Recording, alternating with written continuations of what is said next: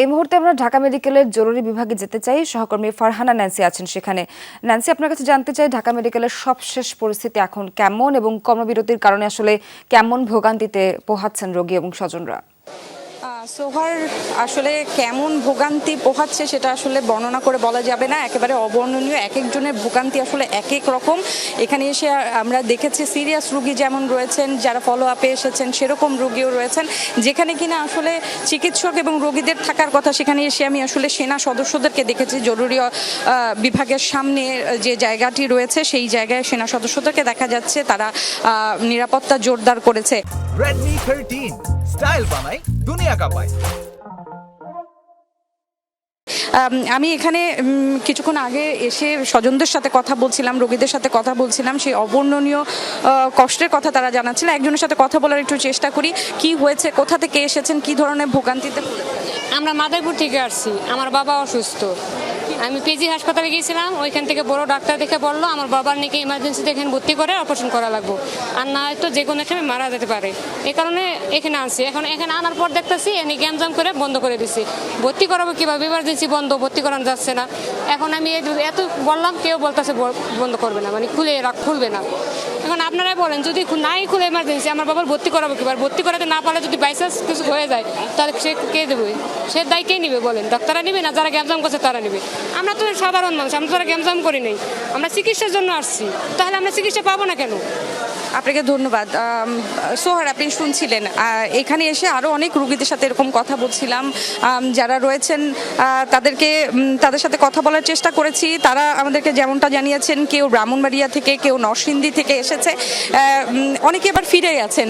যারা অনেক সিরিয়াস রোগী সকাল থেকে নিয়ে এসেছিলেন, অপেক্ষা করেছেন যে ডাক্তারদের যে বৈঠক চলছে সেই বৈঠক থেকে হয়তো কোনো সুখবর আসবে, সেই সুখবরের ভিত্তিতে তারা অপেক্ষা করেছেন, চিকিৎসকরা তাদের চিকিৎসা করবেন সেই আশায় অপেক্ষা করছিলেন। তারপরে এখান থেকে রোগী নিয়ে তারা হয়তো অন্য কোথাও চিকিৎসার জন্য চলে গেছেন। আরেকজন ভোগান্তিতে পড়েছেন, তার সাথে একটু কথা বলি। কোথা থেকে এসেছেন, কি অবস্থা? আমরা ব্রাহ্মণবাড়ি থেকে আসছি। অন বলছে ডাক্তার পাইতেছি না, অন রোগী সাথে দেখাইছে, অনবলছিল বাজে না খাওয়াইতেছি। আজকে 5-6 দিন যাবৎ খানা নাই। শুনছিলেন সোহার, যে ভোগান্তি আসলে বর্ণনা করে বলা যাবে না। সবার অবস্থাই কিন্তু এরকম, তারা অপেক্ষা করছেন যে কখন ডাক্তার আসবেন, জরুরি বিভাগে চিকিৎসা সেবা চালু হবে। ভেতরে ওয়ার্ডেও গিয়েছিলাম, সেখানে নার্সরা আসলে দেখভাল করছেন যারা ভর্তি রয়েছেন তাদেরকে, তবে ডাক্তার যারা রয়েছেন তারা কোনো রোগীই দেখছেন না। সোহার, ধন্যবাদ ন্যান্সি আপনাকে। এই পর্যায়ে আমাদের আরেক সহকর্মী লামিয়া তিথির সঙ্গে যোগাযোগ করতে চাই। তিনি আছেন হাসপাতালে। পরিচালকদের সাথে চিকিৎসকদের বৈঠকে কোনো সিদ্ধান্ত এলে কিনা তিথি আমাদেরকে জানাবেন। এই বিষয়ে বিস্তারিত আপনার কাছে কি তথ্য আছে? এতক্ষণ বৈঠকে পরিচালকের সাথে চিকিৎসকদের বৈঠক হয়েছে এবং তারা কিন্তু বৈঠকে 4 দফা দাবি তুলে ধরেছেন। আর 4 দফা দাবির পাশাপাশি কিন্তু তারা সারা দেশে যারা হাসপাতালে পিছিয়েছেন তাদের অনতিবিলম্বে শাস্তি দাবি করেছেন।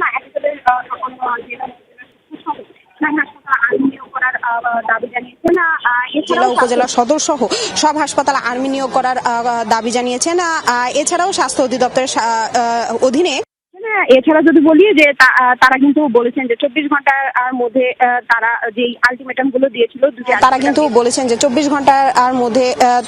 যেই আলটিমেটাম গুলো দিয়েছিল, 2টি আলটিমেটাম দিয়েছিল, সেটি সম্পূর্ণভাবে হয়েছে এই ঢাকা মেডিকেল কর্তৃপক্ষ। তো সেজন্য তারা বলেছেন যে সারা দেশে কমপ্লিট শাটডাউনের ঘোষণা দিয়েছেন। একই সাথে মেডিকেলের পরিচালক চেষ্টা করেছিলেন যে যাতে কোনো রোগী সাফার না করে, সবাই যেন চিকিৎসা পায়, সুচিকিৎসা।